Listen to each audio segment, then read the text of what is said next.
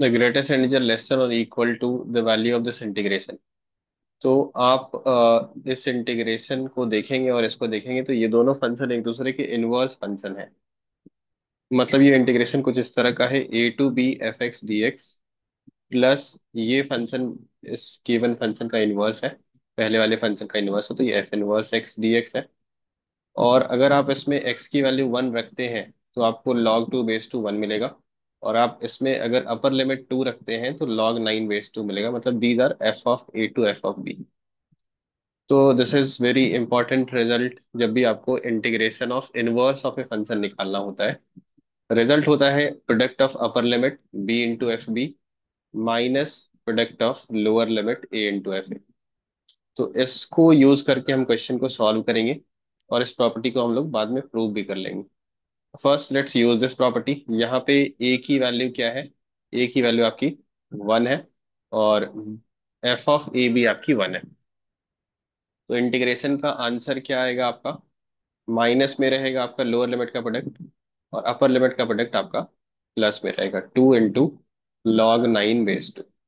तो इसको सिंप्लीफाई करिए, ये हो जाएगा आपका log 81 बेस 2। log की प्रॉपर्टी से ये आपका एक्सपोनेंट में चला जाएगा ऑफ द इनपुट, 9 स्क्वायर हो गया।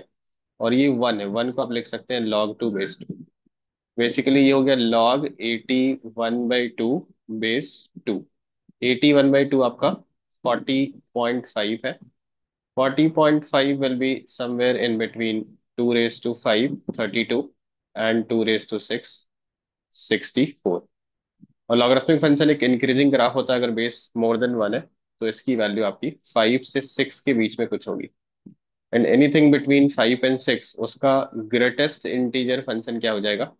Greatest integer function of that will B 5 itself, जो जस्ट पहले वाला इंटीजर होता है इसका। तो 5 तो आपका आंसर हो गया। अब इसकी प्रूफ देखते हैं हम लोग, how can we prove this. इसको सॉरी, इसको हम दो तरीके से प्रूव कर सकते हैं।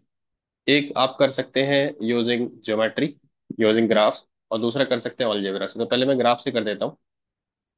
तो जब भी आप लिखते हैं एफ एक्स का integration A to B F X D X, तो dx मतलब आप x के रेस्पेक्ट में इंटीग्रेट कर रहे हैं, तो इस ग्राफ का y equal to F X graph का आपको एरिया कहाँ से कहाँ तक मिलेगा? जब आप इसको under X axis x equal to a से लेके x इक्वल टू b तक इंटीग्रेट कर रहे हैं तो ये वाला एरिया मिलेगा। राइट, तो this area represents the first integration, ये वाला area under F X from a to b। दूसरा इंटीग्रेशन जो है वो है f of a to f of b f inverse x dx। तो इसी फंक्शन को अगर आप y के रेस्पेक्ट में इंटीग्रेट करना चाहेंगे तो आप क्या लिखेंगे? मतलब अंडर y एक्सेस अगर आप इस फंक्शन का इंटीग्रेशन करना चाहेंगे, सेम फंक्शन, हम लोग इसके इनवर्स का ग्राफ नहीं बना रहे, ये आपका पहला इंटीग्रेशन आ चुका है। और सेम ग्राफ का अगर आप y एक्सेस के अंडर इंटीग्रेशन करना चाहते हैं तो आपको पता ही है आप क्या करते हैं, x की वैल्यू यहां से निकालते हैं, that will be F inverse y। और इस वाले y कोऑर्डिनेट से, चूंकि ये graph y equal to F X का है, तो जब x इक्वल टू a डालेंगे तो y coordinate F of a हो जाएगा और यहाँ पे y coordinate F of b हो जाएगा। तो आपका जो इंटीग्रेशन होगा वो कहाँ से कहाँ तक होगा? F of a to F of b। किसका इंटीग्रेशन होगा? आपका इंटीग्रेशन होगा एफ इनवर्स वाई का अंडर वाई एक्सेस। तो वेरिएबल तो डमी होता है, चाहे आप एक्स रखें चाहे वाई रखें, आंसर तो सेम है। तो इसीलिए आप एक्स रख रहे हैं वाई रख रहे हैं, आपका आंसर क्या होगा? This area plus this area. अब इसको आप क्लियरली ऑब्जर्व करिए, ये एरिया प्लस ये एरिया आप क्या लिख सकते हैं? ये बड़ा वाला रेक्टेंगल जिसका एरिया आपका क्या हो गया? B into F of B. ये लेंथ आपकी बी है और ये हाइट आपकी एफ ऑफ बी है। तो इसमें क्या आपको दोनों रेक्टेंगल का समेशन, दोनों एरिया का समेशन मिल जाएगा? नहीं, थोड़ा सा एरिया आप ज्यादा ले रहे हैं, ये वाला एरिया आपको सब्ट्रैक्ट करना है। And that rectangle is having area A into F. तो यही इसका ज्योमेट्रिकल प्रूफ हो गया। दूसरा, अगर आप अलजेब्रा से प्रूफ करना चाहते हैं, F inverse X D X आपका सेकेंड पार्ट में है। इसमें आप एफ इनवर्स एक्स को टी एज्यूम कर लेंगे। तो आपका पहले तो हम लोग लिमिट लिख लेते हैं, A to B F X D X, F of A to F of B F inverse X D X. तो जैसे आपने एफ इनवर्स एक्स को टी लिया, एक्स आपका हो गया F of T, D X आपका हो गया F dash T D T. तो यहाँ से आपका ये इंटीग्रेशन क्या हो जाएगा? A to B F X D X, ये पहला पार्ट है। एंड देन जब आप एक्स की जगह पे एफ ऑफ ए डालेंगे तो एफ इनवर्स एफ ए आपका हो गया ए सिमिलरली अपर लिमिट बी हो गया, क्योंकि जब भी आप डेफिनेट इंटीग्रेशन में सब्स्टिट्यूशन करते हैं तो आपको लिमिट भी चेंज करना पड़ता है। Then this is T, D X is your F dash T D T.